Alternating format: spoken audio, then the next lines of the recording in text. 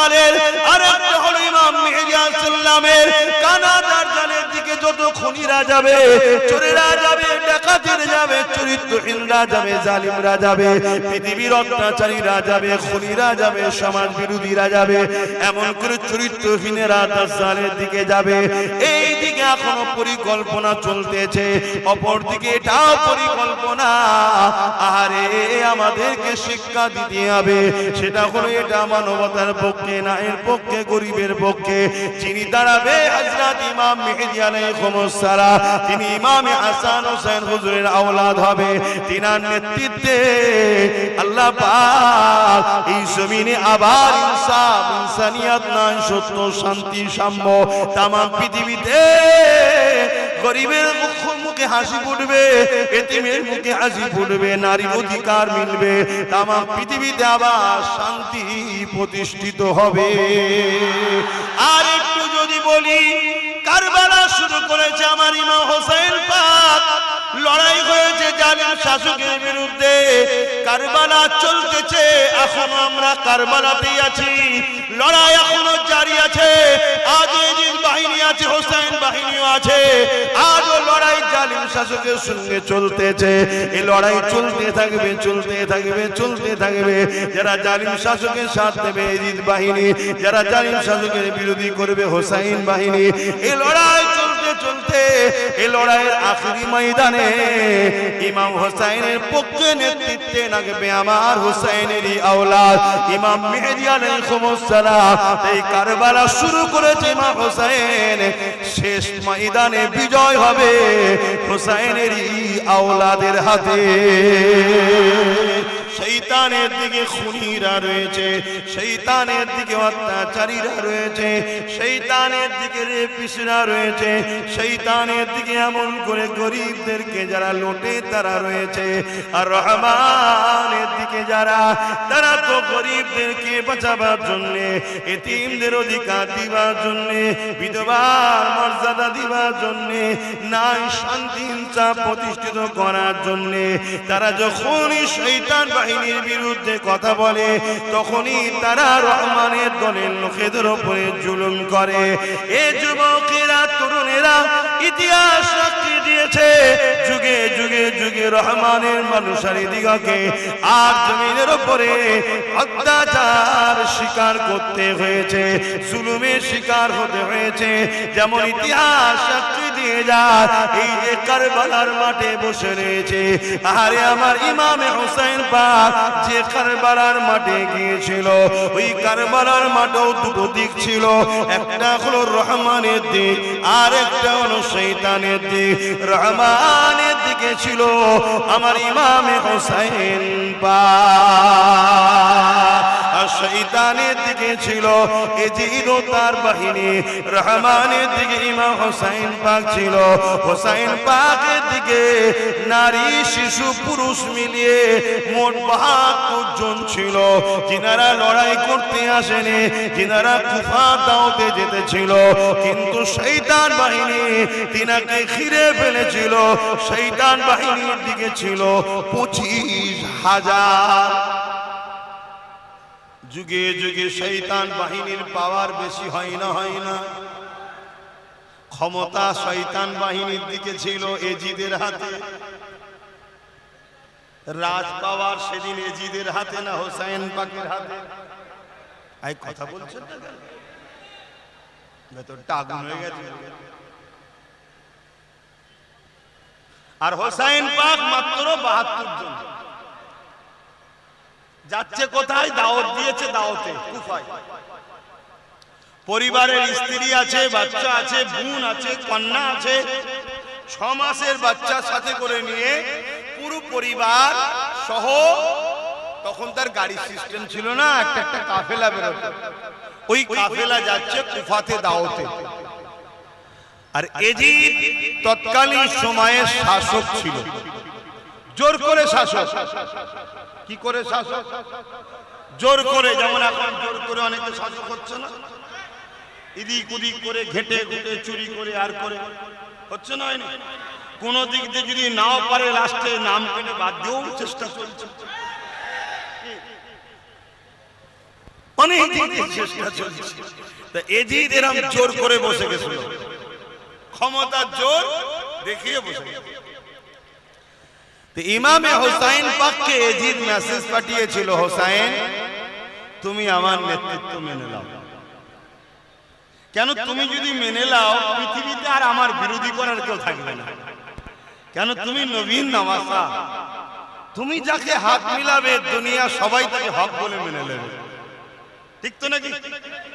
আজ যদি কোনো হুজুর, কোনো আলেম, কোনো পীর, কোনো বক্তা, কোনো ইমাম চোর নেতার পাশে বসে, সাধারণ মুসলমান কি বলবে?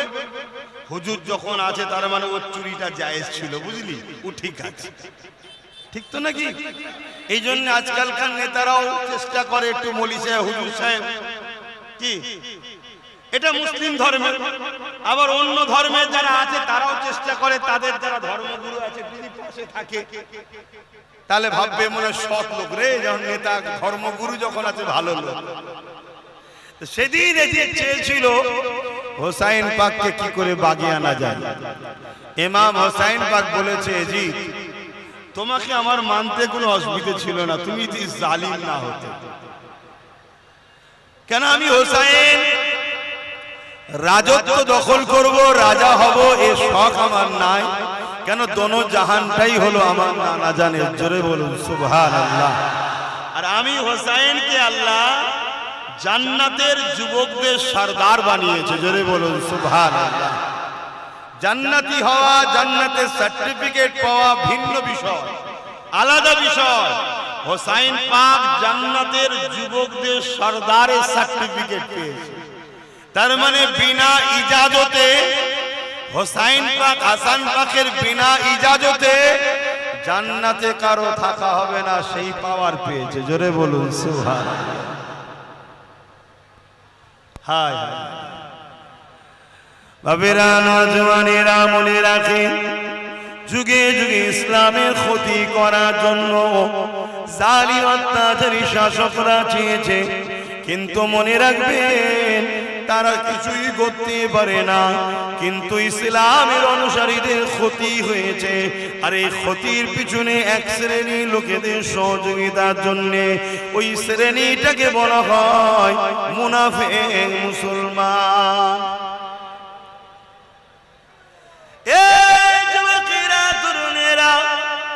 কেন আমরা কারবালা যদি দেখি, কারবালার মাঠে দুদিকে দুটো দল দাঁড়িয়ে আছে, একদিকে ইমাম হোসাইন পাকের দিকে, আর একদিকে এজিদ বাহিনী এজিদের দিকে। হোসাইন পাকের দিকে 52 জন 72 জন দাঁড়িয়ে আছে, 72 জনই কলেমা পড়া। এজিদের দিকে 25,000 দাঁড়িয়ে আছে, তারাও কিন্তু কলেমা পড়া। 72 জন নামাজ পড়া, এজিদের দিকে 25,000 তারাও নামাজ পড়া। কেন? কারবালায় দুটো আযান হয়েছিল, একটা এজিদ বাহিনীর তাবুতে আর একটা হোসেন বাহিনীর তাবুতে। কারবালায় দুদিকেই দাড়ি টুপি ছিল, দুদিকেই নামাজ রোজা ছিল, দুদিকেই নবীর দ্বীনকে মাননেওয়ালা দাবিদার ছিল। কিন্তু একদিকে ছিল মুখ থেকে, আর একদিকে ছিল দিল থেকে।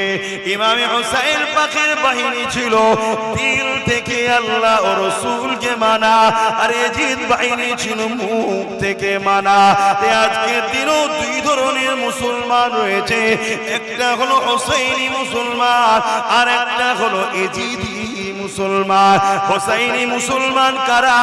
যারা জীবন দিতে হয় দিয়ে দেবে, সন্ত্রাসকে সাপোর্ট করবে না, জালিমকে সাপোর্ট করবে না, খুনিকে সাপোর্ট করবে না, ধর্ষকদের ঘরে সাপোর্ট করবে না, অত্যাচারীদেরকে সাপোর্ট করবে না, সমাজ বিরোধীদের ঘরে সাপোর্ট করবে না।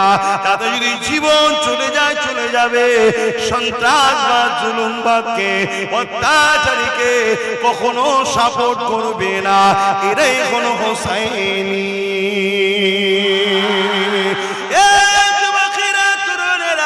অপর দিকে যিনি কারা, যাদের নামাজ মুসলমান দাবিদার হবে, কিন্তু সন্ত্রাস বাহিনীকে সাপোর্ট করবে, খুনিদেরকে সাপোর্ট করবে, অত্যাচারীদেরকে সাপোর্ট করবে, গাদ্দারদের সাপোর্ট করবে, ইসলামের দুশমনদের সাপোর্ট করবে। মনে রেখে দিও, এরা হলো এজিদি। আজও দুই ধরনের মুসলমান আছে না না। আজকে দিনও আমাদের যা ক্ষতি হচ্ছে, এর জন্য কারণ প্রকাশ্য দুশমনকে আগে দেব না, এর কারণ হলো মুনাফিক এজিদি মুসলমান। 6-7 বছর 8 বছর আগে বলেছিলাম মসজিদ চলে যাচ্ছে, মাদ্রাসা চলে যাচ্ছে, বলেছিলাম তো। আমার পিছনে লেগেছিল না লেগেনি? বলেন বলেন না। আমি যুব সমাজদের ঘরে নিয়ে একটা ঐক্য একতা করেছিলাম। কি পিছনে লেগেছিল না লাগেনি? কারা লেগেছিল? মুনাফিক একদল মুসলমান লেগেছিল না লাগেনি? যখন চুচুড়ার মসজিদে তালা মেরে দিল, মাদ্রাসায় তালা মেরে দিল, নামাজ পড়তে দিল না, আমি সেখানে গিয়ে আন্দোলন করেছিলাম, করে বুঝেছিলাম যত যাই হোক লোহা না হলে লোহা কাটা যায় না। যে পাওয়ারে ওরা আমার মসজিদ মিটাচ্ছে, ওই পাওয়ারই আমাদের দরকার, তবেই বাঁচানো সম্ভব। আমি যখন বাংলার অলিতে গলিতে বুঝালাম, মানুষকে বুঝাতে লাগলাম, সমাজকে ভাবাতে লাগলাম যে আসো ঐক্য হও, আমরা কাউকে ক্ষতি করার জন্য ঐক্য করছি না, কারো বিরোধী করার জন্য ঐক্য করছি না, কারো ধর্মকে আঘাত দেওয়ার জন্য ঐক্য করছি না। কেন? অন্যের ধর্মে আঘাত দেওয়া ইসলাম আমাকে নিষেধ করেছে। কিন্তু আমার মা, আমার বোন, আমার বেটি, আমার দিন, আমার মসজিদ, আমার মাদ্রাসা সন্ত্রাসবাদদের হাত থেকে বাঁচাবার জন্য ঐক্য করা দরকার ছিল না? ছিল না? কিন্তু সাথ কি দিয়েছে? বলে 91% মুসলমান সাথ দিয়েছে কোরআনের দুশমনকে এবারে 26-এর ভোটে। 91% মুসলমান। 86টা এমএলএ দিয়েছে মুসলমান, 91%। বলো, তার মধ্যে প্রায় 5%-এরও কম বেশি নাম তো বাদ দিয়ে রেখেছে। যদি ওই 5% থাকতো মনে ওরাও দিত, তাহলে হয়তো 120-30টার উপরে হয়ে যেত। কথা মাথায় ঢুকছে? আজকে বলো কোন লাভ হচ্ছে? তাহলে সেদিনও ক্ষতি করেছে মুনাফিক মুসলমানরা, আজকেও আমাদেরকে ক্ষতি করছে মুনাফিক মুসলমানরা। সেদিন চুচুড়ার মাদ্রাসা মসজিদে নামাজ বন্ধ হলো, আজকে আমাদের কলকাতার এয়ারপোর্টের মসজিদে নামাজ বন্ধ হলো। যাও, হলো না? যাও। কোন একজন তো বলল 1 কোটি লোক নিয়ে যাব। এগুলো আন্দোলনকে শেষ করে দেওয়ার একটা প্ল্যান। প্রথম বলল কেউ নামবি না, তারপরেই হঠাৎ করে বলল 1 কোটি লোক নিয়ে যাব, আর 1000 লোক নেই। তাহলে আন্দোলনের মুডটা নষ্ট হলো না? হলো না? হায় হায়, বললে তো আমি ছোট মানুষ, আবার তার কিছু ভক্ত মুরিদ আছে, ভালোবাসার মানুষ আছে, গাল দেবে সোশ্যাল মিডিয়ায়। আল্লাহর ঘর তোমার কাছে আগে নয়, পীর আগে, মুর্শিদ আগে, ইমাম আগে, তোমার হযরত আগে, শায়েখ আগে। একবার ভাবলে না? সে তার তো আখের গুছিয়েই যাচ্ছে, তোমার কি হচ্ছে? আজকে আমার জায়গায় এয়ারপোর্ট হয়েছে, ভালো কথা, আমি ভারতীয়, আমার জায়গায় হবে না তো কার জায়গায় হবে? কিন্তু এতটা জায়গা আমার জায়গায় হয়েছে, তারপরেও তুমি জোর করে আমার ঘরের উপরে, আমার ধর্মের উপরে আঘাত দিচ্ছ। সংবিধান যেটাকে নিষেধ করেছে তারপরেও তুমি দিচ্ছ। কেন দিচ্ছ? কেন তুমি জানো এ জাতি বিগড়ে গেছে, এ জাতি ঘুমিয়ে আছে, এ জাতি, এদেরকে যারা পরিচালনা করে এদের মধ্যে একটা বড় অংশ তারা আমাদের কিনা গোলাম হয়ে গেছে। তাই তো পারছে। কি সালাম করে দোয়া করে, এই দেখেন আওয়াজ এখন। বাবেরা, নওজওয়ান তরুণেরা, আল্লাহর ঘরের উপরে আক্রমণটা যুগে যুগে হয়েছে। মনে রাখবেন আয়া সুফিয়া বলে একটা মসজিদ ছিল, সেই মসজিদকে জোর করে দখল করে নেওয়া হয়েছিল। আল্লাহ পাকের ঘরকে বেউজ্জতি করা হয়েছিল। আল্লাহ পাক আবার সময়ের সাথে সাথে পরিবর্তন করে দিল, ক্ষমতা আল্লাহ ফিরিয়ে দিলে আবার আমরা ওই আয়া সুফিয়াকে ফিরিয়ে নিলাম।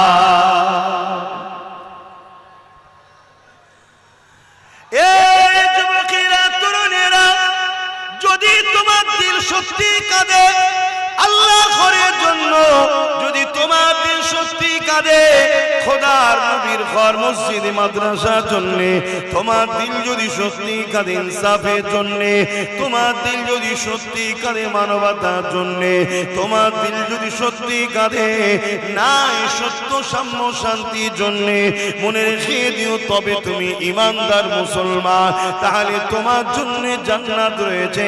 দুনিয়াতেও ধৈর্য ধরো, বিজয় তুমি পাবে। আর যদি তোমার দিল আল্লাহর ঘরের জন্য না কাঁদে, নবীর মাদ্রাসার জন্য যদি না কাঁদে, তোমার দিল যদি ইনসাফের জন্য না কাঁদে, তোমার দিল যদি তোমার মাতৃভূমির জন্য না কাঁদে, তোমার দিল যদি ইনসানিয়াতের জন্য না কাঁদে, তোমার দিল যদি অমুসলিম গরিব দুঃখী অসহায়দের জন্য না কাঁদে, মনে রেখে দিও তুমি আল্লাহ পাকের দয়াটা পাবে না। কারণ রাসূলুল্লাহ জানিয়ে দিলে লা ইয়ারহামুল্লাহু মান লা ইয়ারহামুন নাস, যে মানুষের উপরে দয়া করে না সে মহান স্রষ্টা আল্লাহ পাকের দয়া পাবে না। এই মুসলমান হোক, হিন্দু হোক, আদিবাসী হোক, সাঁওতাল হোক, খ্রিস্টান হোক, বাগদি হোক, এসসি হোক, এসটি হোক, ওবিসি হোক, মানুষকে পরে দয়া দেখাতে হবে, মানুষকে ভালোবাসতে হবে, প্যার করতে হবে। এ যুবকেরা, তরুণেরা, বাবেরা, এ নবী পাকের প্রেমিকেরা, তবে তুমি মহান স্রষ্টা আল্লাহ পাকের দয়া পাবে।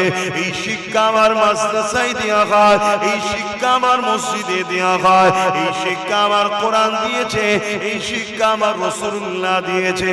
এই যুবকেরা, তরুণেরা, কিন্তু আর দুঃখের বিষয় দুনিয়া জুড়ে একদল মিডিয়া ইসলামে মিথ্যা প্রচার করে বেড়ায়। দুনিয়া জুড়ে আজ একদল মিডিয়া ইসলামে নোংরা কথা বলে বেড়ায়। কেন তাদের ভয় হচ্ছে? কিসের ভয়? কেননা তারা তাদের মিথ্যার দোকানকে টিকিয়ে রাখতে পারছে না।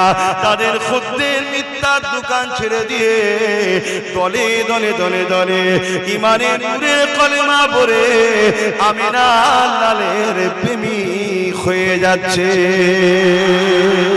আরো জোরে বলো। আমেরিকার জর্জ ডব্লিউ বুশ যেমন চেয়েছিল আমেরিকা থেকে ইসলামকে মুছে দেবো, আমেরিকাতে ইসলামকে রাখবো না, এই জর্জ ডব্লিউ বুশ কেন তুমি এ কাজ করতে লেগেছো? কেননা আমেরিকার যুবক যুবতীরা মুহাম্মদ রাসূলুল্লাহ জীবনী ফলো করতে লেগেছে। তারা আমার নবী পাকের জীবনী সোশ্যাল মিডিয়াতে গুগলে সার্চ করছে, তারা গুগলে সার্চ করে আমার রাসূলুল্লাহ জীবনী পড়তে লেগেছে। আর আমার নবী পাকের জীবনী কি? ইন্নাকা লাআলা খুলুকিন আযীম, স্বয়ং স্রষ্টা জানাচ্ছে সব থেকে উত্তম চরিত্রওয়ালা হলো মুহাম্মদ রাসূলুল্লাহ। এই যুবকেরা, তরুণেরা, আল্লাহ কোরআন জানাচ্ছে উসওয়াতুল হাসানা, সব থেকে উত্তম সুন্দর আখলাক হলো মডেল হিসাবে মুহাম্মদ রাসূলুল্লাহ। যে নবী আমার দুশমনকেও পানি পান করিয়েছে, যে নবী আমার যারা নবীকে শহীদ করতে এসেছে তাদেরকে রাসূলুল্লাহ মাফ করে দিয়েছে। ইতিহাসের পাতা সাক্ষী দিতে লেগেছে আমার নবীর আখলাক চরিত্র দেখে দলে দলে মানুষেরা ইমানের কালেমা পড়ে মুসলমান হয়ে গেছে।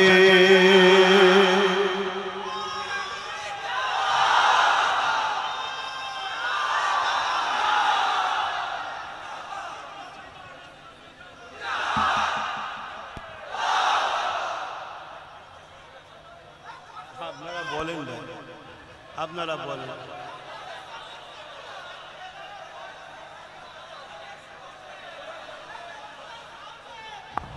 ভাই রাস্তায় যারা আছেন আপনাদের চট দেওয়া হচ্ছে, আপনারা ওখানে বসে যাবেন। চট দেওয়া হচ্ছে, আপনারা সকলে বসে যাবেন। কথা বেশি বলেন না, কথা বললে ওয়াজ করতে সমস্যা হচ্ছে।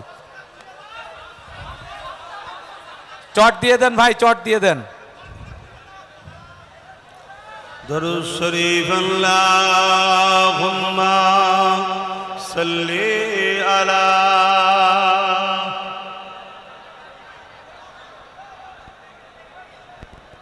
ওয়ালা আলি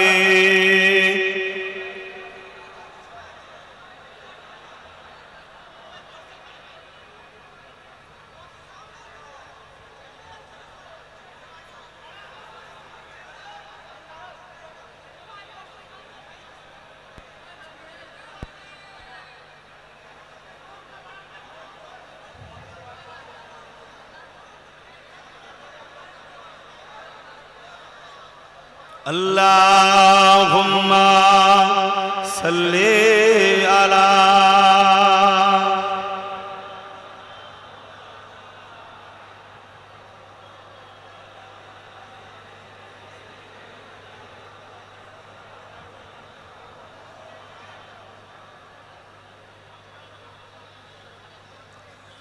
फलक पर चाँद जैसा है नबी का नाम ऐसा है दिलों से गम मिटाता है मोहम्मद नाम ऐसा है फलक पर चाँद जैसा है नबी का नाम ऐसा है दिलों से गम मिटाता है मोहम्मद नाम ऐसा है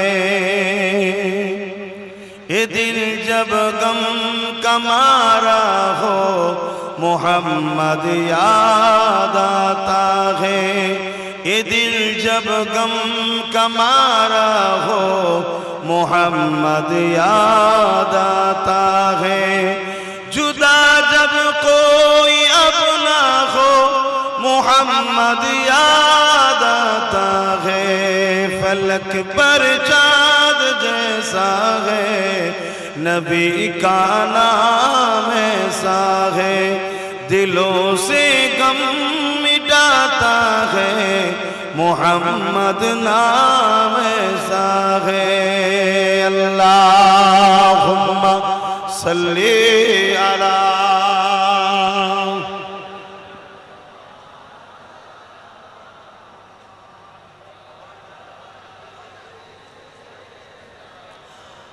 আমার বাপেরা ভাইরা যুগে যুগে আমাদের উপরে অনেক অত্যাচার জুলুম হয়েছে ইতিহাস আজও সাক্ষী দেয় রোম থেকে শুরু করে পারস্য থেকে শুরু করে কেসরা কাইসার থেকে শুরু করে আমেরিকা থেকে ব্রিটেন থেকে ফ্রান্স থেকে শুরু করে পুরো দুনিয়া জুড়ে আমাদেরকে মিটাবার জন্য হাজারো চেষ্টা হয়েছে যেখানে আমাদেরকে মিটাতে গেছে আলহামদুলিল্লাহ হয়তো আমাদের অনেক জীবন চলে গেছে কিন্তু আমাদের জীবন তো আমরা দিতে প্রস্তুত আছি সত্যকে জিন্দার জন্য ঠিক তো নাকি আজ আমরা এখানেও আওয়াজ দিয়ে জানিয়ে দিই যেখানে আমাদেরকে মিটাতে গেছে জীবন হয়তো আমাদের অনেক গেছে কিন্তু আমাদের জীবনের বিনিময়ে সেই জায়গাতে ইসলামের আলো ব্যাপকভাবে ছড়িয়ে যাচ্ছে জোরে বলুন সুবহানাল্লাহ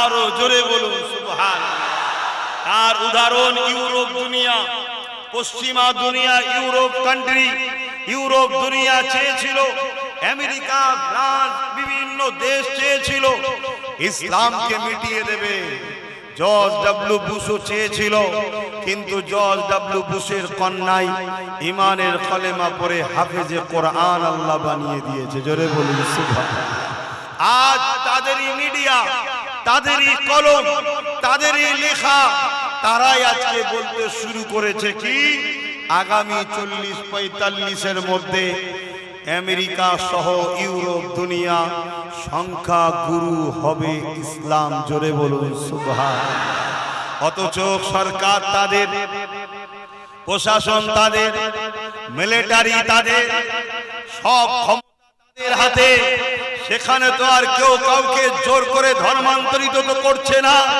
সেখানে তো আর জোর করে কেউ বলছে না যে কলেমা পড়ো না হয় মেরে দেবো।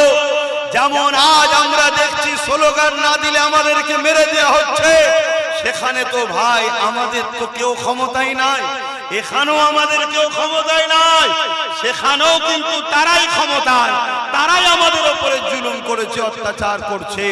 কিন্তু ভাই সত্যকে কখনো জুলুম দিয়ে লুকিয়ে রাখা যায় না, আলোকে কখনো চামচিকে ডানা দিয়ে রুখে রাখা যায় না, ইনসাফকে কখনো পাওয়ার দিয়ে রুখে যাওয়া যায় না, ইনসানিয়াতকে কখনো কোনো এজিদ ফেরাউন রুখতে পারেনি, আর আজকেও পারবে না। তাহলে আমার রাসূলের আখলাক, চরিত্র, আদর্শ, নবী পাকের সিরাত, জীবনী পড়ছে যেটা হলো কোরআন, কানা খুলকুল্লাহুল কোরআন, আমার নবীর লাইফ স্টাইল হলো কোরআন। তারা এই কোরআন ও রাসূলকে দেখতে দেখতে তাদের যুবক যুবতী আমেরিকা সহ ইউরোপ ইমানের কালেমা পড়ে মুহাম্মদ রাসূলকে আইডল মডেল বানাচ্ছে। জোরে বলুন সুবহানাল্লাহ, আরো জোরে বলুন। কিন্তু আজ আমাদের ঘরের যুব সমাজ, তোমরা ইসলামের ঘরে জন্ম নিয়ে, কোরআনের ঘরে জন্ম নিয়ে, দিনের ঘরে জন্ম নিয়ে, হাদিসের ঘরে জন্ম নিয়ে তোমরাই আজকে ইসলাম থেকে বেরিয়ে চলে যাচ্ছ। কারণ কি?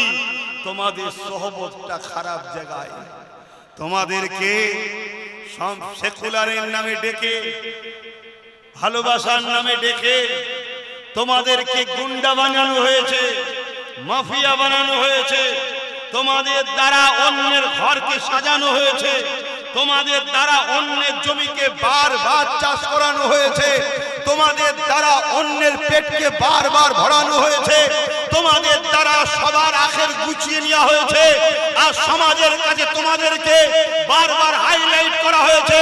মুসলমান মানে মারপিট করে, মুসলমান মানে অশিক্ষিত, মুসলমান মানে বোম মারে, মুসলমান মানে বন্দুক চালায়, মুসলমান মানে সমাজের বুকে কারো ভোট চুরি করে কাউকে জিতাবার জন্য মারপিট করে। বারবার তোমাদেরকে খারাপ করে দেখিয়েছে, প্রত্যেকেই দেখিয়েছে বাপ, সবাই তোমাদেরকে ব্যবহার করেছে। কিন্তু আজকে দিনের শেষে এমন একটা জায়গায় এসে দাঁড়িয়েছি, কেউ আগে হালকা মিষ্টি সুরে কথা বলে মারতো, আর আজকে কেউ ডাইরেক্ট মারছে। পার্থক্য শুধু এত জায়গায়, তুমি আমায় নেবে কিনা নেবে তোমার ব্যাপার। সেদিনও আব্বাস সিদ্দিকী যে জায়গায় ছিল, যে কথা বলেছিল, আজকেও সে জায়গায় আছি, সে কথাই বলছি। মুখ একটা, কথা একটাই আছে, দুটো করিনি আমি, আজও সে জায়গায় আছি।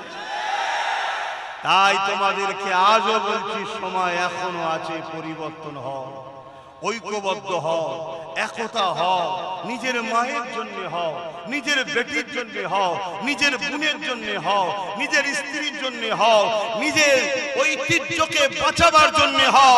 আরে কারো জন্য যদি না হও, তোমার নতুন প্রজন্মের বাচ্চাগুলোর জন্য ঐক্য হও। তুমি ভাবো আজকে তোমাকে কিভাবে শেষ করার ষড়যন্ত্র চলছে। এই জায়গায় অনেক ময়ালু দাঁত দেখিয়ে বেরোবে, হাসবে তোমার সামনে, আমি আছি তো। আহা, অনেক দয়ালু বেরোবে, অনেক ময়ালু বেরোবে। ইতিহাসের পাতা উল্টে দেখা যাবে তারাও কিন্তু ভেতরে ভেতরে ছুরি মেরেছে আমাদেরকে।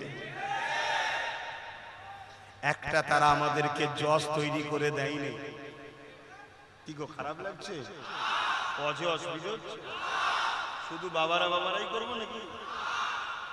এতদিন হলো তারা আমাদের ছেলেদের ঘরে আইপিএস, আইএস, ডিএম, ভিডিও বানাইনি কেন? তারা জানে একটা দিন এদেরকে চুষে যখন সমাজের কাছে খারাপ করে দেবো, কাউকে একজন তো এসে বসবে এদেরকে সাফাই করার জন্য। সেদিন যদি এদের মধ্যে থেকে জজ বেরিয়ে পড়ে, উকিল বেরিয়ে পড়ে, ডিএম বেরিয়ে পড়ে, ভিডিও বেরিয়ে পড়ে, আইএস, আইপিএস এদের যদি বেরিয়ে পড়ে, তাহলে এদেরকে সাফাই করতে অসুবিধে হবে। তাহলে আমাদের দরদি কারা? বাপ কেউ আছে? কেউ নেই। কিন্তু একটা ছেলে তো বলছে যে একবেলা খেতে যদি নাও পারো, না খাও, ছেলেকে পড়াও। কিন্তু সেই তো তোমাদের দুশ্মন হয়ে গেছে। সেই তো মুসলিম জাতির কাছে এখন কলঙ্ক। যদি বিশ্বাসের হতো তাহলে আর 91% ওই দিকে না গিয়ে এদিকে যদি চলে আসতো, আজকে 100-র উপরে লাঠি হাতে থাকতো। তাহলে ও যদি পাওয়ার দেখাতে পারে, আমিও ছাড়তাম না তখন। কথা কি বলা ভুল হয়ে গেল নাকি? কিন্তু কে কাকে বুঝাবে আর কে বুঝবে? বললেই বলবে হুজুর আসবে, সব কথা বলবে কেন? তা চলো বলা ছেড়ে দিলাম, চালাও, যার যাতে ভালো লাগছে করো না, চালাও না। আসো মহব্বতের কথা বলে দিই তাহলে। এ যুবকেরা, তরুণেরা, বাপেরা, আমার নবী পাকের উম্মত উম্মতিরা, বাবারা মনে রেখে দিও, যুগে যুগে আমাদেরকে পরীক্ষা নিয়েছে, আগামী তো নিয়ে হবে, আজও নিতে চলেছে। কিন্তু আমাকে তোমাকে আল্লাহর প্রেমে পরীক্ষায় দিতে হবে।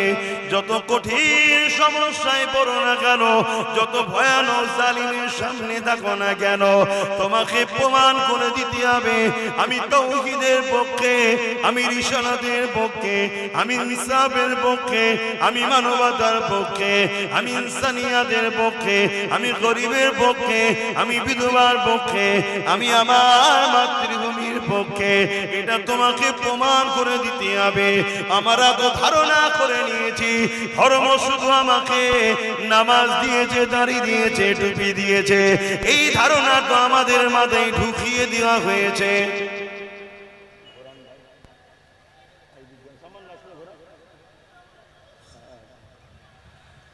আমাদের মাথায় তো আস্তে আস্তে ঢুকানো হয়েছে। শুনছেন তো?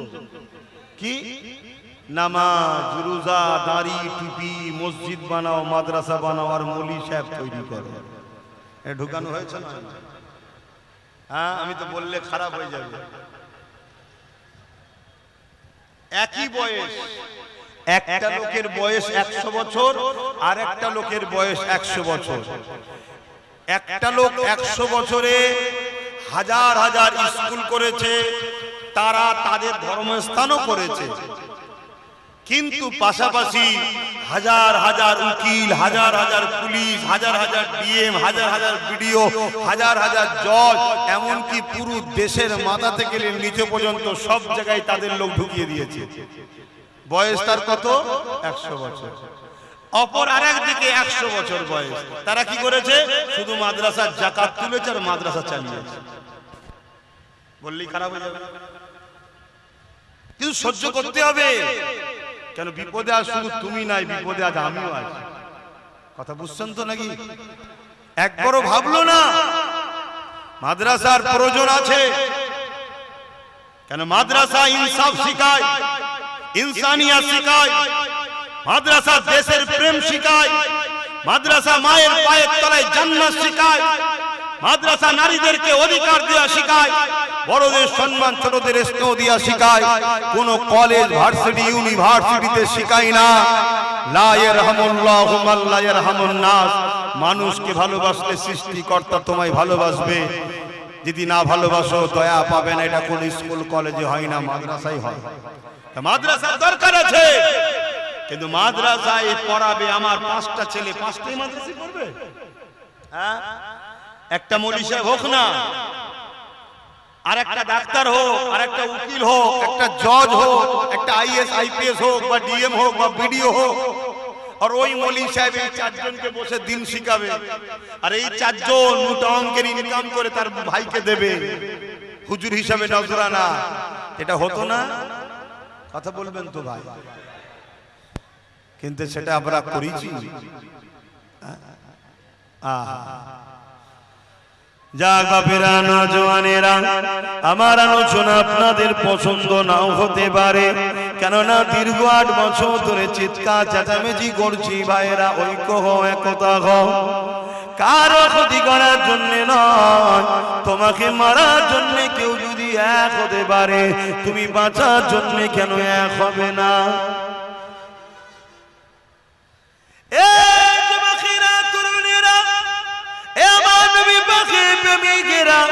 আমি জানি আল্লাহ তার দিনের জন্য যথেষ্ট। আমি এটাও জানি আমাদের সংখ্যা কখনো বেশি প্রয়োজন হয়নি। যতবার লড়াই হয়েছে আমাদের সংখ্যা কখনো মাইনে রাখেনি। আমাদের সংখ্যা প্রত্যেকবারে কম ছিল। আমাদের সংখ্যা প্রত্যেকবারে জালিমদের থেকে কম ছিল। আমাদের হাতে পাওয়ার প্রত্যেকবারই ছিল না। আমাদের হাতে অর্থ পাওয়ার প্রত্যেকবারই ছিল না। কিন্তু আলহামদুলিল্লাহ প্রতিবারেতেই বিজয় আলহামদুলিল্লাহ আমাদেরই হয়েছে।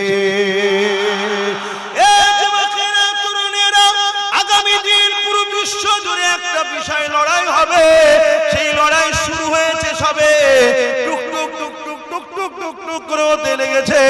এই লড়াইয়ের শেষটা কি হবে আজ আমি বলে যাচ্ছি। বেঁচে না থাকলেও মিলিয়ে নেবে, ইতিহাস সাক্ষী দেবে ইনশাআল্লাহ।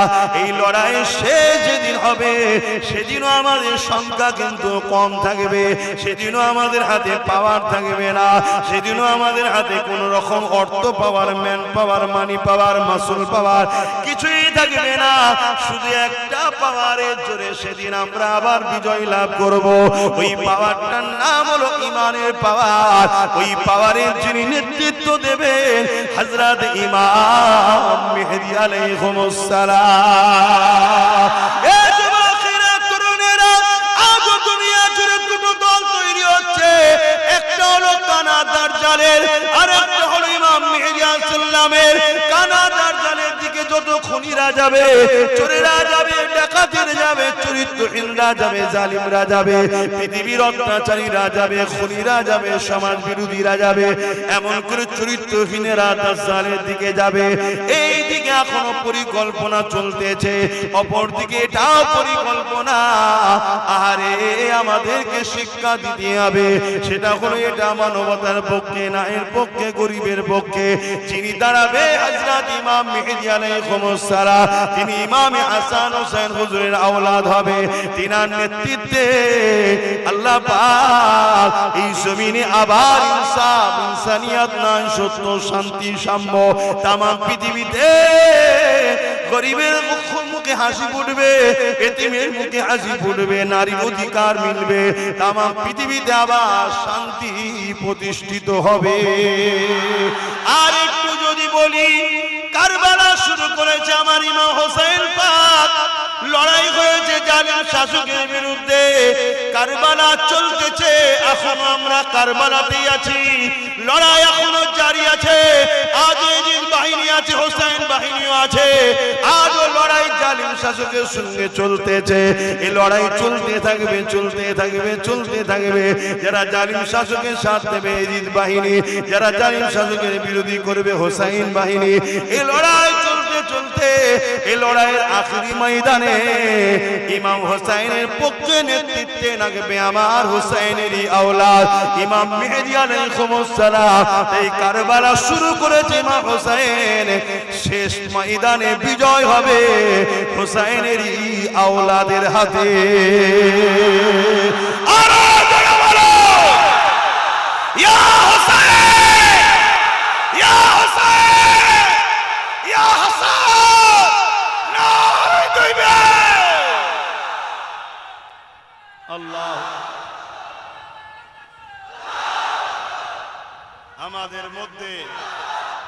আমাদের মধ্যে গাদ্দার আছে।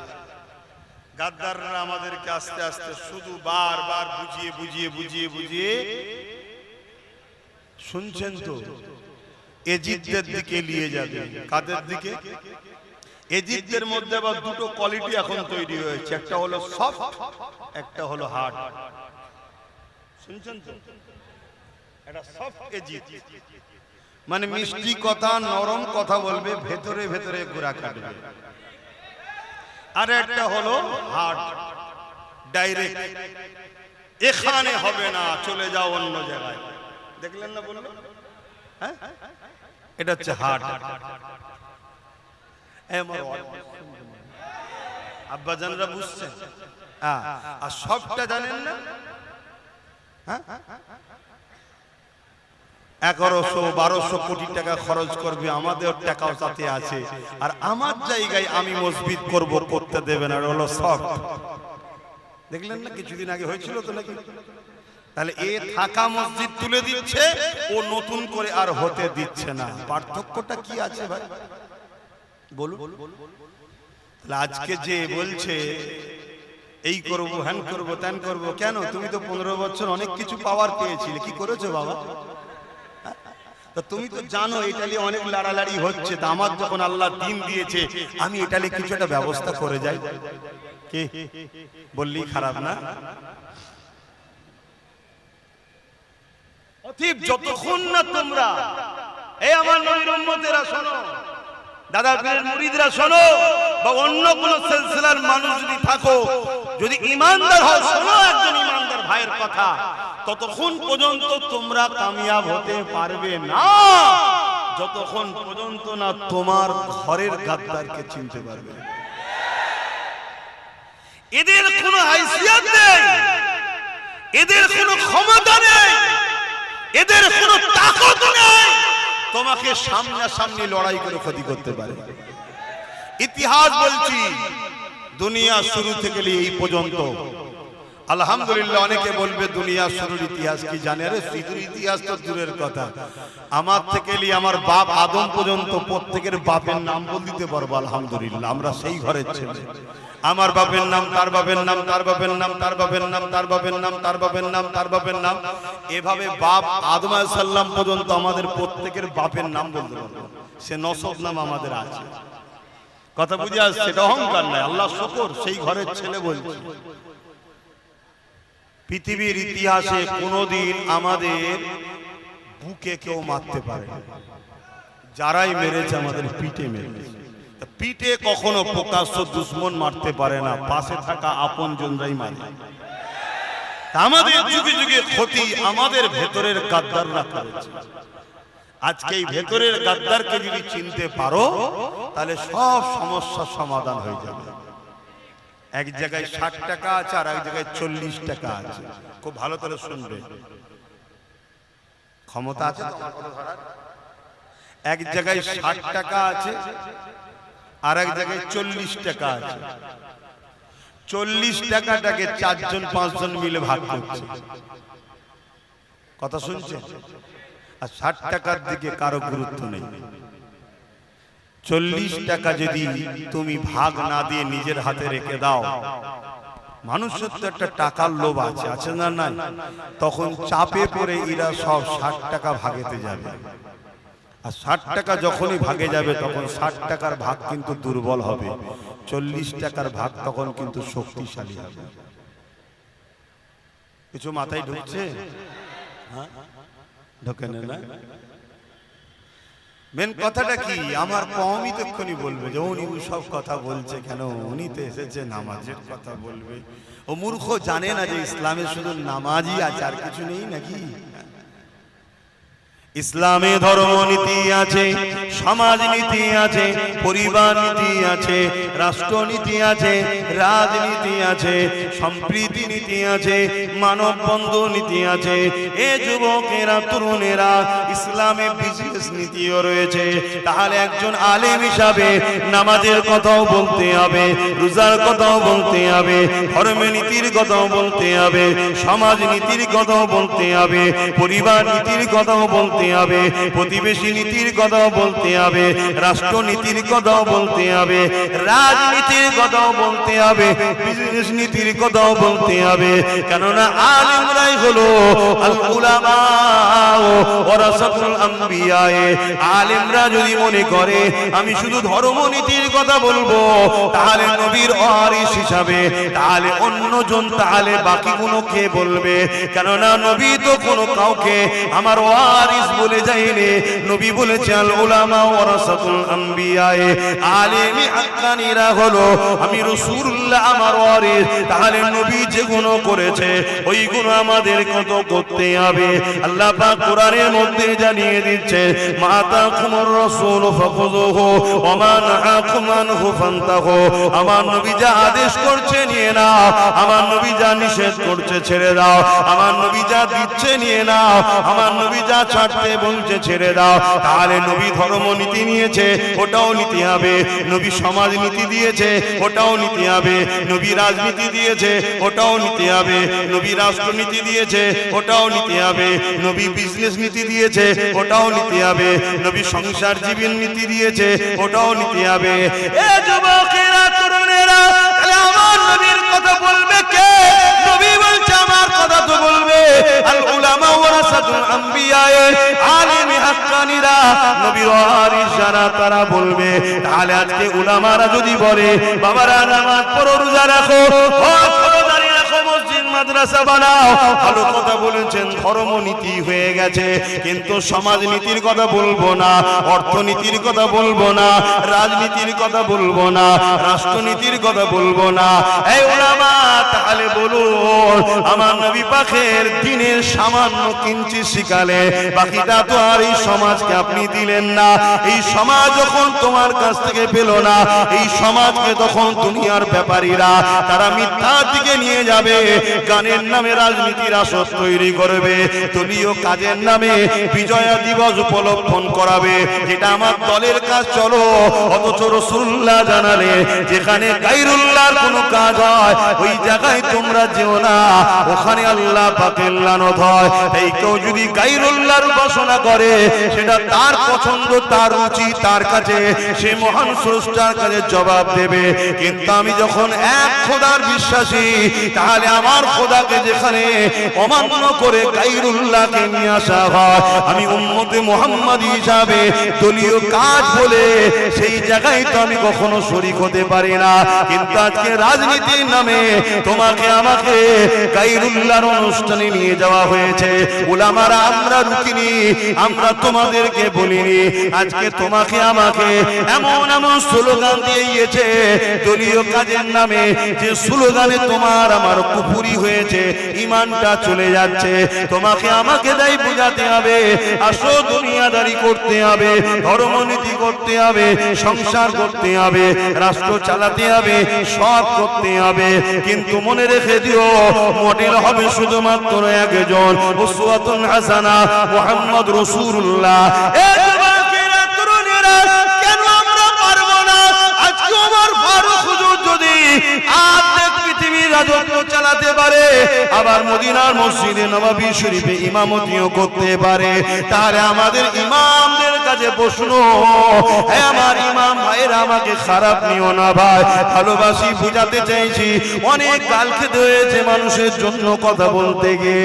আজকে যদি একজন ইমাম তিনি মদিনার নববীতে নামাজ পড়ার, নাম তার ওমর ফারুক, ইমামতি করে, আবার আর্ধেক পৃথিবীর শাসন দায়িত্ব পালন করে, এবং শাসন তো শাসন, এমন শাসন দায়িত্ব পালন করেছে বাঘা ছাগলে এক হাতে পানি খেয়েছে, এমন শাসন ব্যবস্থা করেছে তিনার রাজত্বকালেতে একটা চুরি কখনো হয়নি, তিনার রাজত্বকালে কোনো ধর্ষণ হয়নি, তিনার রাজত্বকালে কোনো নাগরিক কোনো পূজা খিদাতে ঘুমায়নি, তিনার রাজত্বকালে কোনো মানুষের উপরে বেইনসাফি হয়নি, তিনার রাজত্বকালে কোনো মানুষকে কোনো মানুষ ফট চিটিংবাজি করবে, বোকা বানাবে, এটা করতে পারেনি। আমার ওমরে ফারুক মসজিদের ইমাম ছিলেন, আবার অর্ধেক পৃথিবীর শাসনকর্তা ছিলেন। তাহলে আজকে কেন আমাদের ইমামরা এগিয়ে আসবে না যে আমি ইমামতিও করব, আবার পঞ্চায়েতের প্রধানও হব? অসুবিধে কোথায়? কিন্তু বললেই বলবে হুজুর রাজনীতির কথা কেন বলবে, তা মরগে যা, আমি তো খারাপ লোক, এজন্য থাকতে চাইছি না, তো খারাপ হয়ে খারাপ আলাদা থাকি। বাবা কি গো, অসুবিধা হচ্ছে নাকি? হ্যাঁ হ্যাঁ, অসুবিধে, ভাগ বাটরা করতে অসুবিধে হবে, তো ওই জন্য ঢুকানো যাবে না। আর যদিও তুমি না আসতে পারো, কমসে কম পরামর্শ দিতে পারো, ভালো নাকি? হ্যাঁ, তাও দেবে। তরুণেরা আসেন, আর গুণীগত কথা বলে যায়, আহারে আমাদের উপরে কত জুলুম যুগে যুগে হয়েছে, এই জুলুমের একটা নমুনা বলে যাচ্ছি। হালাকু খান তার নাম ছিল, নাম শুনেছেন হালাকু খান? কি গো বলবে তো? ইতিহাস যারা পড়েছে জানে হালাকু খান এমন একটা জালিম শাসক ছিল। হিটলার যেমন এক কথাই সবাই চেনে, হালাকু খান তার অনেক আগের সময়ে ছিল।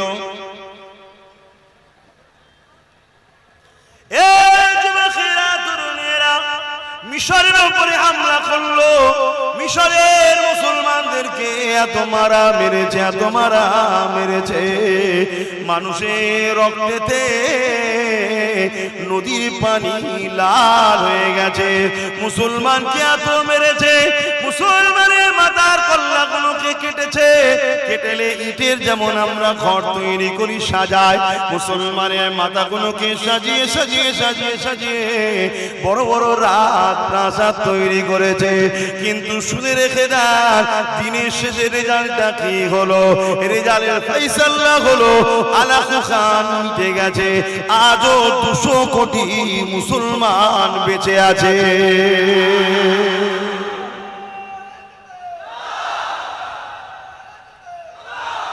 তুমি মরবে না? কি গো বলবে তো? মরবে না?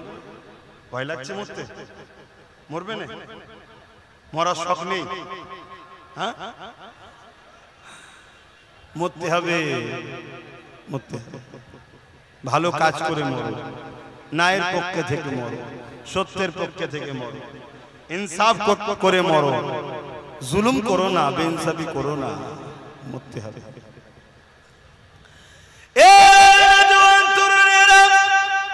চিঙ্গিস খান নাম শুনেছেন? বাগদাদের মাদ্রাসাগুলোকে মিটিয়ে দিবার জন্য হামলা করেছিল। মাদ্রাসাকে উপরে হামলা করে মাদ্রাসাগুলোকে ভেঙে দিয়েছিল। মাদ্রাসার ছাত্রগুলোকে কতলেআম করে রক্তাক্ত করে দিয়েছিল। এই যুবকেরা, তরুণেরা, বাপেরা, এ নবী পাকের প্রেমিকেরা, চিঙ্গিস খান এত অত্যাচার, এত জুলুম করেছে, যেসব জায়গাগুলোকে দখল করত, কোন ঘর বাড়ি, মানুষ, গাছপালা, পশু পাখি কিছুই রাখতো না, সব পুড়িয়ে মেরে শেষ করে দিত। এত বড় জালিম শাসক ছিল। ওই বাগদাদে হামলা করলো, বাগদাদের মাদ্রাসা ছাত্রগুলোকে কতলেআম করে দিল। 300 ছাত্রকে, 300 উস্তাদকে নিয়ে এমন করে 3টে লাইনে সীমাবদ্ধ করে দাঁড় করিয়ে দিল। 3টে লাইনে কাতার দিয়ে দাঁড় করিয়ে দিল। 100 100 100 3টে কাতারে 100 100 করে 300 জনকে দাঁড় করিয়ে দেওয়া হলো।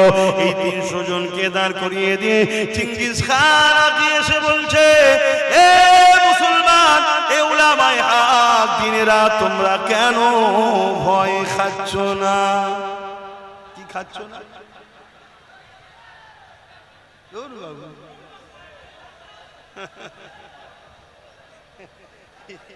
আবার কি বলছে?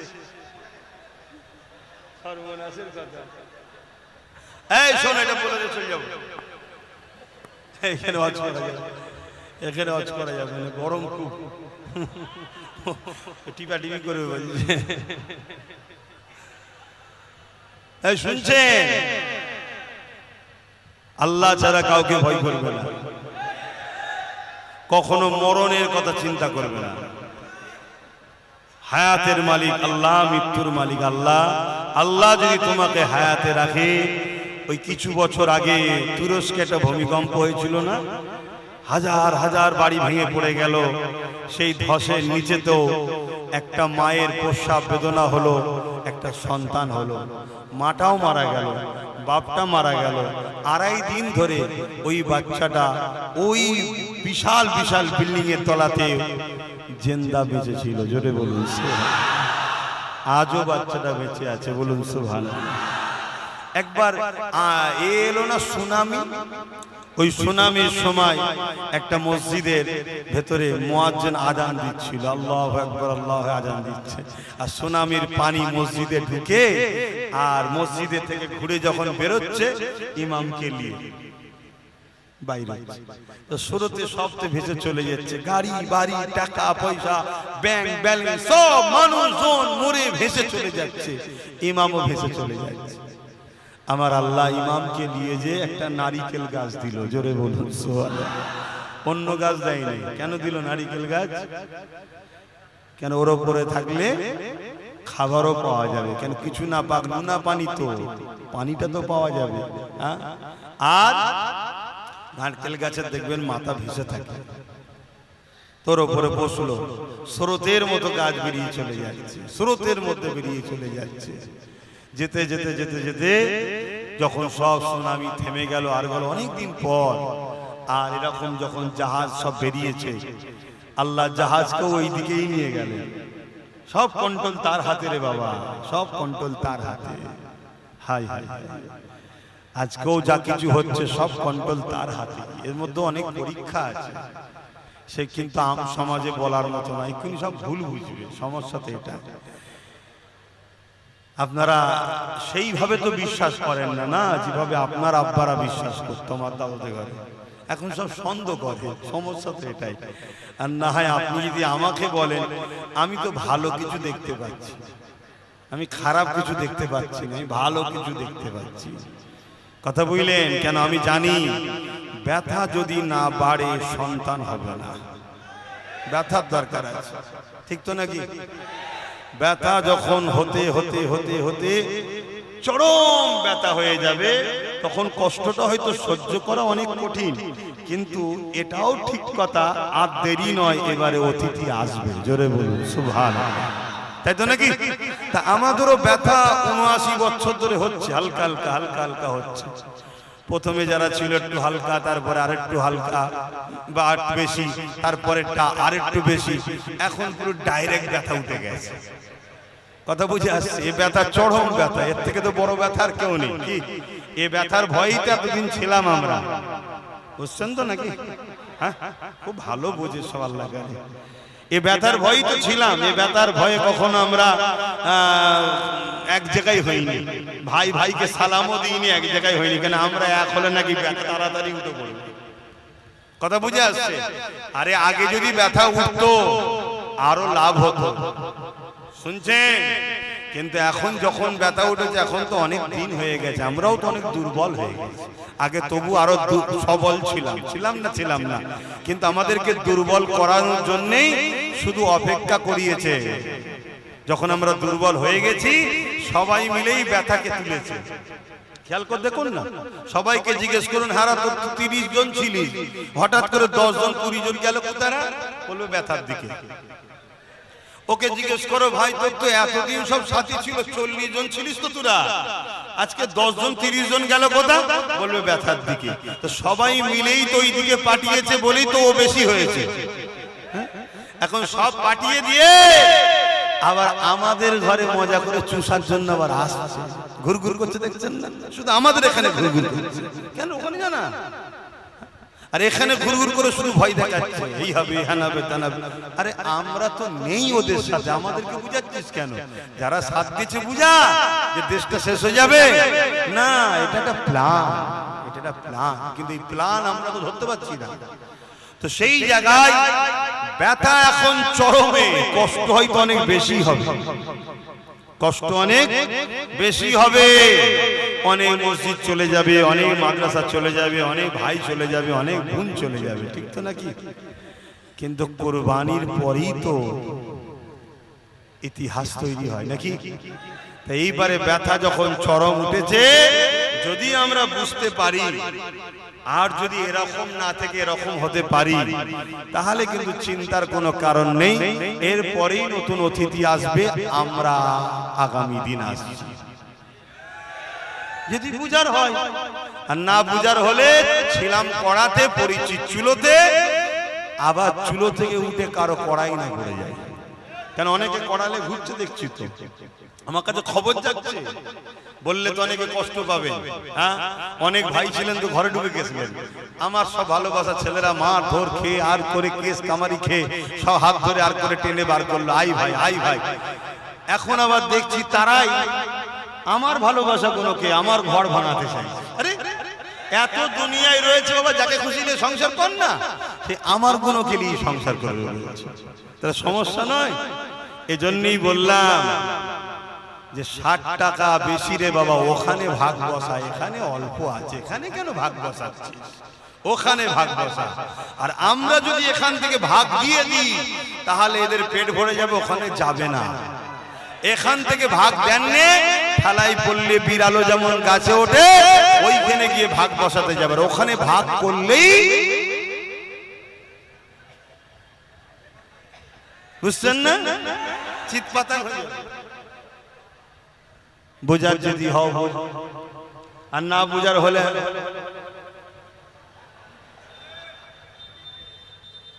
করে বসতে আর কি করা যাবে। চোখের সামনে বোনকে নিয়ে যে রেপ হবে, যারা রেপ করবে তাদের শাস্তি তো দূরের কথা, আন্দোলন যারা করবে তাদের শাস্তি আগে হবে, হচ্ছে না? এই জন্য বলছি বোঝার যদি হয় বোঝো, না বুঝার হলে আমি আর কি করতে পারি।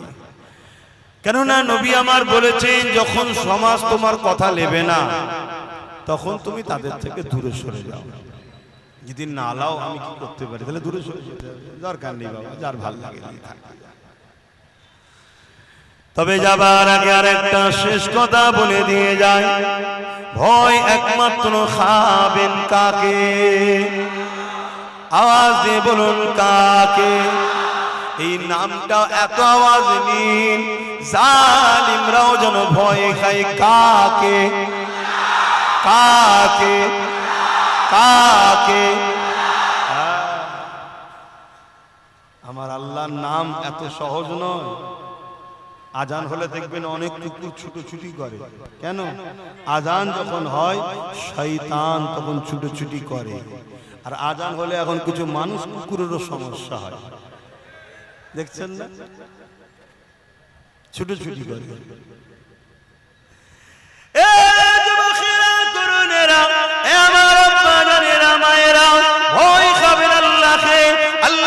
জানিয়ে দিলে একটা সময় আসবে আমার উম্মত উম্মতিরা প্রচুর মার খাবে।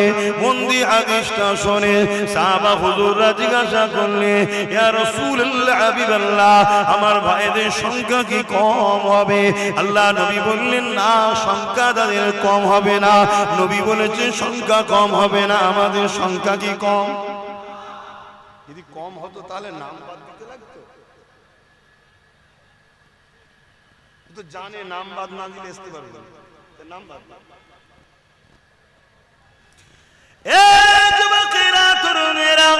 আল্লাহ নবী জানিয়ে দিলেন সংখ্যা তাদের কম হবে না।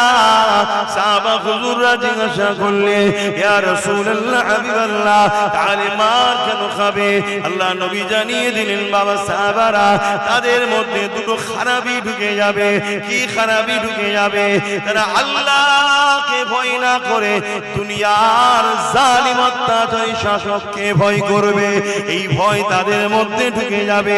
এ যুবকেরা, তরুণেরা, বাপেরা, তাহলে আমাদের মধ্যে ভয় করা দরকার ছিল আল্লাহ, কিন্তু আমার রাসূলুল্লাহর হাদিস মিলে গেল।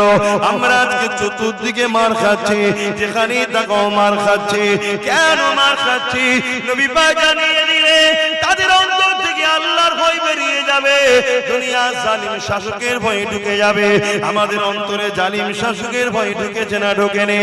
এমনি এমনিও ঢুকে যায়নি, আমাদেরকে ঢুকানো হয়েছে। আর এই ঢুকানোটা কোথা থেকে হয়েছে? মাফ করবেন, খারাপ লাগলেও কিছু করার নেই, বলতে হবে, বলতে হবে। মসজিদের মেম্বারে দাঁড়িয়ে দাঁড়িয়ে ঢুকানো হয়েছে, মসজিদের মেম্বার থেকে বক্তব্য দেওয়া হয়েছে। কি বলা হয়েছে? এই জালিমের ভয় দেখানো হয়েছে, আল্লাহর ভয় আমাদেরকে দেখানো হয়নি। এই যুবকেরা, তরুণেরা, নবিয়ানা মেম্বার থেকেও ভয় দেখানো হয়েছে, জালিম শাসকের ভয় ঢুকানো হয়েছে। আজ আমি তোমাকে বলে যাই, ফেরাউনকে ভয় করিনি আমরা, নমরুদকে ভয় করিনি আমরা, সাদ্দাতকে ভয় করিনি আমরা, ইয়াজিদকে ভয় করিনি আমরা, হিটলারকে ভয় করিনি আমরা। আজকে দিনও দুনিয়ার জমিনে যারা জালিম অত্যাচারী খুনি শাসক রয়েছে তাদেরকেও ভয় খাইনি আমরা। আমরা ভয় খাই একমাত্র আল্লাহকে। এই তোমাদের বলে দিয়ে যাই, ভয় খাবে আল্লাহকে। ওয়ালিমান খাফা মাকাম রাব্বিহি জান্নাতা, যারা আমার আল্লাহকে ভয় করবে আমার আল্লাহ তাদেরকে দুটো দুটো জান্নাত দেবে। আল্লাহ কোরআনে অন্য জায়গায় বলছে, ইয়া আইয়ুহাল্লাযীনা আমানু তাকুল্লাহ, হে ঈমানদারেরা, তোমরা আমি আল্লাহকে ভয় ভয় কর, কখনো মাস দেখে এবং সত্যবাদী অনুসরণ কর। ভয় করব কাকে কাকে কাকে ভয় করব কাকে ভয় করব কাকে? একমাত্র আল্লাহকে। কারণ আল্লাহ হুসাইয়ুন কাদির, আল্লাহ পাক তিনি যিনি ফেরাউনকে নীল নদে ডুবিয়ে মেরেছে। আল্লাহ তো তিনি যিনি এমন করে নমরুদকে খুরা মশা দিয়ে মেরেছে। আল্লাহ তো তিনি যিনি চিঙ্গিস খানকে মেরেছে, হালাকু খানকে মিটিয়ে দিয়েছে। এমন করে হতভাগা আকবরকেও মিটিয়ে দিয়েছে, ব্রিটিশকেও শেষ করে দিয়েছে। আল্লাহ তো তিনি যিনি কত লাফালাফি করছিল যারা কত আড়াই মাস আগে তাদেরকেও মিটিয়ে দিয়েছে। আল্লাহ তো তিনি আজকেও সুযোগ পেয়েছে, সেও যদি মনে করে আমি বিরাট কিছু হয়ে গেছি, আল্লাহ তো তিনি যিনি এদেরও নিশানা মিটিয়ে দেবে। কারণ জুলুম কখনো টিকে থাকতে পারে না, অন্যায় কখনো টিকে রাখতে পারে না, সন্ত্রাস কখনো টিকে রাখতে পারে না, খুনিরা কখনো দীর্ঘদায়ী হতে পারে না। একমাত্র সত্য ইনসাফ নাই দীর্ঘদিন টিকে আসছে। বলে যাব আল্লাহ পরীক্ষা নেবে তোমাকে আমাকে, ন্যায়ের পক্ষে থাকবে, সত্যের পক্ষে থাকবে, কোন জালিম শাসককে ভয় করবে না, ভয় করবে একমাত্র আল্লাহকে। আল্লাহ যারা অন্য কারো কাছে মাথা নত করবে না, আল্লাহ যারা অন্য কারো কাছে কোনো কিছু আশাও করবে না, সবকিছু দিবার মালিককে। এ যুবকেরা তরুণেরা, কোন দেশে যদি পারমাণবিক বোম থাকে, যেমন আমার দেশে রয়েছে, মোল্লা বানিয়েছে। কে বানিয়েছে? মোল্লা বানিয়েছে। এমন করে পারমাণবিক বোমা রয়েছে, চীনার শুরুটা মাদ্রাসা থেকে হয়েছে। যা ওই বোম থাকার জন্য আমার দেশকে দুনিয়া কোন ভয় করে, কেন পারমাণবিক ছেড়ে দিলে সব চিৎপাতাং হয়ে যাবে। তাই তো নাকি? তাহলে কারো কাছে যদি পারমাণবিক বোম থাকলে তাকে যদি এত ভয় করে, তা কারো যদি হৃদয়ে আল্লাহ থাকে, এ পাওয়ারটা কত বাবা, বুঝতে পারছো তো নাকি? এ যুবকেরা তরুণেরা বাবেরা, এ নবী পাকের প্রেমিকেরা, এই চিঙ্গিস খান জিজ্ঞাসা করেছিল, এ আল্লাহ পাকের আলেম বান্দারে, এতগুলো বাচ্চাকে মেরে ফেললাম, কই তোমাদের তো ভয় লাগছে না কেন? ওই সময় তারা বলেছিল, আমাদের হৃদয়ে এমন একজনের ভয় রয়েছে, এখানে অন্য কারো আর ভয় স্থান পায় না। সেটা কে? উলামারা বলেছিলেন তিনি হলেন আমাদের স্রষ্টা আল্লাহ। এই যুবকেরা তরুণেরা, চিঙ্গিস খান রেগে গেল, রেগে গিয়ে বলতে লাগলো, এ জাল্লাদ আলেম গুলো ধর থেকে কল্লা আলাদা করে দে, কত জ্বালিয়েছে আমাদেরকে দেখো, কিন্তু আমরা কাউকে জ্বালাইনি রে বাবা। অনেকে মিথ্যা ইতিহাস শোনাচ্ছে দুনিয়াকে, তার ভিতর নেই, তার লেজও নেই, আগাও নেই, কিছুই নেই। এই যুবকেরা চিঙ্গিস খান যখনই হুকুম করে দিল, কতল করা শুরু হয়ে গেল। একটার পর একটা আলেমের ধর থেকে কল্লা আলাদা হতে লেগেছে, আলাদা হতে লেগেছে।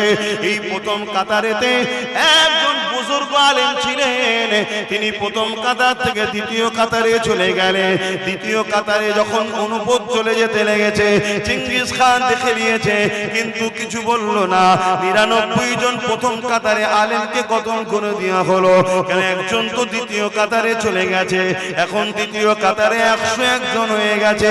আবার চিঙ্গিস খান হুকুম করে দিল জাল্লাদকে, দ্বিতীয় কাতারের উলামাদেরকে কতল করো। দ্বিতীয় কাতারের উলামাদেরকে কতল করতে লাগলো। এই কতল ধর থেকে কল্লাগুলো আলাদা হচ্ছে, কিন্তু পাশের আলেমটা একটুখানি ভয় খাচ্ছে না।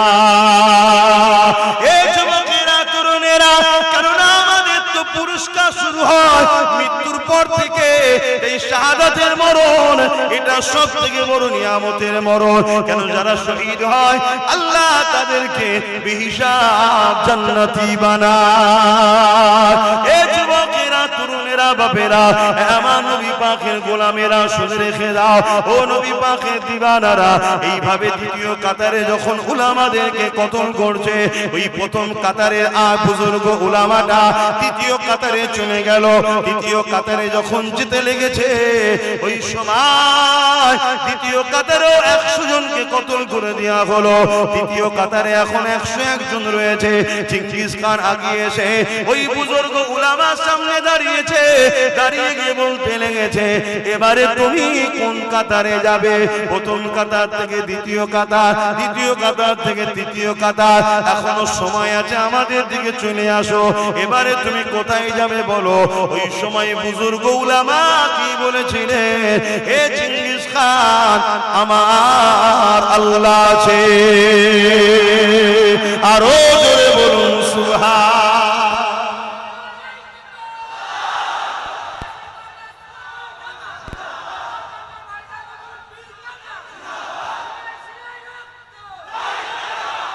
আজ যদি কেউ তোমাকে আমাকে বলে এবার তোমাদের কি হবে, তোমরা কি বলবে? জোরে বলো। কিন্তু এইটা তো আজকে বলছো, হাকিকাতে বলো। টিপার সময় মনে থাকে যে আল্লাহ আছে? তখন খেয়াল থাকে? তখন তো এক জালিমের হাত থেকে বাঁচার জন্য আর এক জালিমের সাথ দাও। হ্যাঁ, এতদিন আমরা ইসলামের গোপন দুশ্মনদের সাথ দিয়েছি। বলো বলো বলো, দিয়েছো না দিওনি? স্বীকার করো। এতদিন আমরা ইসলামের গোপন দুশ্মনদের সাথ দিয়েছি। হ্যাঁ, ইসলামকে আঘাত দেয় যারা, এদের কাছে প্রিয় তারা। বিগত দিনও এমন অনেক চরিত্রহীন জালিমদের ঘরে নিয়ে এরা হুড়োহুড়ি করেছে না করে? আবার নতুন করে হুড়োহুড়ি করতে চাইছে। কারণ কি? ইসলামকে আঘাত দেয় যারা, ইসলামের দুশ্মনদের আপনজন তারা। এ তো কমন ব্যাপার, এটা বুঝতে এত দেরি হয়? গত দিনও তো অনেকে নিয়ে হুড়োহুড়ি করেছিল, আজকে আবার নতুন করে হুড়োহুড়ির একটা প্ল্যান চলছে। খবর রাখো তো নাকি? চলছে। কিন্তু আমরা গত দিনে কি বলে বন্ধু সেজে গোপন দুশ্মনকে সাথ দিয়েছি না দিইনি? বলবেন তো? কেউ বলেছিল কোরআন মিটে যাবে, আমার উন্নতি মিটবে না, সে কি দুশ্মন নয়? সাথ দিয়েছি না দিইনি? আল্লাহ বলছে যখন গোপন দুশ্মনকেই এত ভালো লাগে, তো এবারে একটা প্রকাশ্য দুশ্মনী সামনেতে দিয়েছে। এসেই বলছে খাওয়া বন্ধ। কে? লাউ ঠেলা সামলাও। তাহলে আমরা আমাদের কবর নিজেরা খড়িছি না খড়িনি? তাহলে এখান থেকে ফিরে আসার রাস্তা আছে না নাই? কে বলেছেন? আল্লাহ বড় দয়ালু। লা তাকনাতু মির রাহমাতিল্লাহ, বান্দা আমার রহমত থেকে নিরাশ হয়ে যাস না। আছে তো দরজা খোলা, কিন্তু আসতে হবে তো। এখনো কি আসার ইচ্ছা আছে? কই? দেখতেই পাচ্ছি না। এখনো তো আসার ইচ্ছা নেই। সেদিন একটা মুরব্বী গেছে, আমি যাব্বা অনেক কিছু করো যাব্বা, আর নয় এবার ছেলেগুলো করুক, পিছন থেকে পরামর্শ দিই। বলছে না না, ও ছেলেগুলোকে বলেন যেন আমাদের দিকে চলে আসে। আমি আল্লাহ, তোমার হাতে হিদায়েতের পাওয়ার। কপাল যদি ফাটা হয়, পরিবর্তন হওয়ার রাস্তা নাই। তোমাদের যাবার সময় হয়ে গেল আব্বা, এবার তো মসজিদে যাবে, তাসবিহ পড়বে, আল্লাহ আল্লাহ করবে। হ্যাঁ, প্রতিবেশী পাড়া প্রতিবেশী সব আত্মীয় স্বজনের বাড়ি বাড়ি ঘুরতে যাবে। হ্যাঁ বাবা ভালো আছিস? কেন আত্মীয়তা বজায় রাখলে হায়াত বাড়ে। জোরে বলুন সুবহানাল্লাহ। কুটুম বাড়ি, মেয়ের বাড়ি, ছেলের কি বলে বিয়াই বাড়ি, সব কুটুম আছে না? একটু যাবে, দুদিন কাটালো, একটু মনটা ফ্রি থাকবে, তা না। আবার সব কথা শুনছেন? আমি সব মুরব্বীকে বলছি, যে বলেছেন তার কথা বলছি। আবার সব যেচ্ছে যে আবার যদি কিছু করে খাওয়া যায়, তাহলে বলো আমরা মার খাওয়া দরকার আছে না নাই? আল্লাহ ঠিক করছে, আল্লাহ ঠিক, আল্লাহ কিছু ভুল করেনি। অনেক সময় দেখা যায় আমরা আল্লাহ ভুলে যাই, আল্লাহ কঠিন বিমার দেয়। বিমারের চোটে দেখবেন সে ফিরে এসে আল্লাহ আল্লাহ করে, আল্লাহ আল্লাহ করে, আল্লাহ আল্লাহ করে। এই বিমারটা দিয়ে আল্লাহ ঠিক করেছে না ভুল করেছে?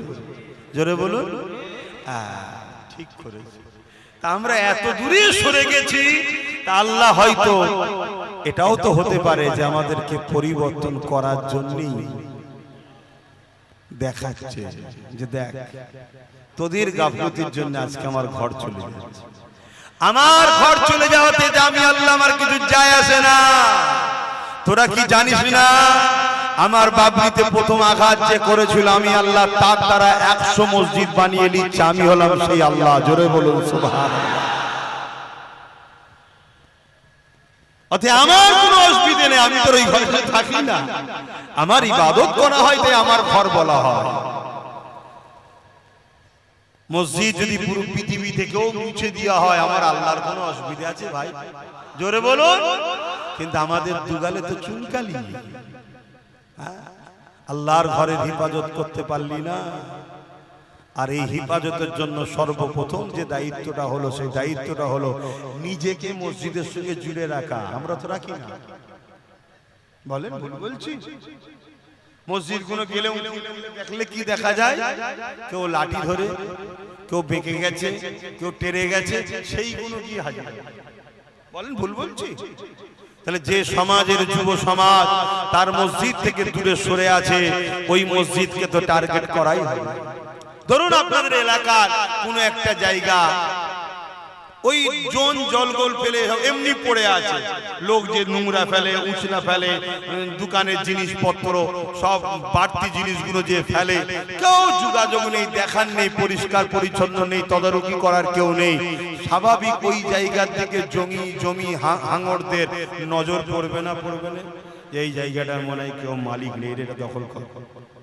ঠিক তেমনই মসজিদগুলোতে আমাদের যুব সমাজ না যাওয়াতে আজকে মসজিদের দুশমনদের নজর পড়েছে। কথা বুঝছেন না? নাই এত জায়গা রয়েছে কলজে ভরে নে, ওইখানটা দিয়ে দিতে হবে না, ওটা ব্যাপার নয়। ব্যাপার হচ্ছে ভেঙে দাও, মিটিয়ে দাও, অস্তিত্ব রেখনি। কেন? থেকে যারাই যাবে তারাই দেখবে এটা কি বলতে ইসলামের প্রচার হবে। দোকানটা শাটারটা বন্ধ করে দাও, নাই আমার খদ্দের থাকবে না। কথা বুঝছেন না? বুঝেন না? মনে রেখে দিও, আল্লাহ তোমাকে আমাকে কাউকে ছাড়বে না, হিসাব নেবে, হিসাব নেবে। তুমি আমি নেতাদের পাকা ঘর তৈরি করার জন্য মারপিট করেছি, তুমি আমি নেতা নেত্রীর গদি বাঁচাবার জন্য মারপিট করেছি, তুমি আমি নেতাদের ছেলেপুলেদের ব্যাংক ব্যালেন্স হবে, গাড়ি হবে, তার জন্য মারপিট করে ওদেরকে বারবার ক্ষমতায় বসিয়েছি। কিন্তু একবারও আমরা ভাবিনি আল্লাহর ঘর মসজিদ মাদ্রাসাগুলো নিরাপদে কি করে থাকবে, এ কথা উম্মতে মুহাম্মাদি তুমি আমি ভাবিনি। তাহলে তোমার আমার বিপদে আল্লাহ সাথ দেবে আশা করছো কেন? এখনো সময় আছে, সংগঠিত হও, ঐক্যবদ্ধ হও। কোন জিনিস করার আগে প্ল্যান তৈরি করা হয়, তাই তো নাকি? একটা ঘর হবে, তারা ব্লু প্ল্যান হয় না কি? তা তোমাকেও সেই প্ল্যান তৈরি করো আগে। তোমাদের তো কোনো প্ল্যানই নেই। ডান দিক যেতে বললে বাঁ দিক যাও, বাঁ দিক বললে ডান দিক যাও। প্রত্যেকটা জায়গায় বলেছি নিজের এলাকায় নিজের ধর্ম পালন করো, নিজের এলাকায় হুড়োহুড়ি করো। এরপরও কথা কোনো মানে বলে মানে না। আরো কত কি বলেছি, কত কিছু বুঝিয়েছি। প্ল্যান ছাড়া কোনো কাজ হয় না। শুনেছেন? শোনেন? আমি আজকে আরেকবার বলে যাচ্ছি, যদি মনে করো সুখে দুঃখে বিপদ আপদে তোমাদের পাশে থাকা দরকার, তাহলে তুমি আমার পাশে আগে আসো, তাহলে আমি তোমার পাশে যাব। আসবে আমার পাশে? কারা আসবে হাত তুলে দেখা। হাত সত্য তো? এবার এই হাতটা যে তুললে সত্য, এর প্রমাণ কি আছে, দলিল কি আছে? আরে আল্লাহ তো সব জানে, আমারও তো জানা দরকার যে ছেলেটা আমার সাথে আছে। কেন আমাকে যতজন গালি দেয়, সমালোচনা করে, কোনো অমুসলিম তো নয়, মুসলমানরাই তো করে নাকি? আমি বুঝবো কি করে কোন মুসলমান এটা, এজিদি না হোসাইনি, চিনবো কি করে? তাহলে প্রমাণ লাগবে না? লাগবে না? তা কি প্রমাণ দিতে হবে? এটা আলোচনা হবে। তার জন্য তুমি যোগাযোগ করো। প্রত্যেক গ্রামে গ্রামে আমি বলেছিলাম 50, 60, 70, 100টা করে ছেলে আসো, দেখা করো। বলেছিলাম না বলিনি? আছো দেখা করো, ও তো ফুরফুরা শরীফে যাও, হ্যাঁ যেন মনে হচ্ছে ঘোড়ার পিঠে উঠে লাফাচ্ছে শুধু, এখানে ওখানে এখানে কোনো কি মারছে।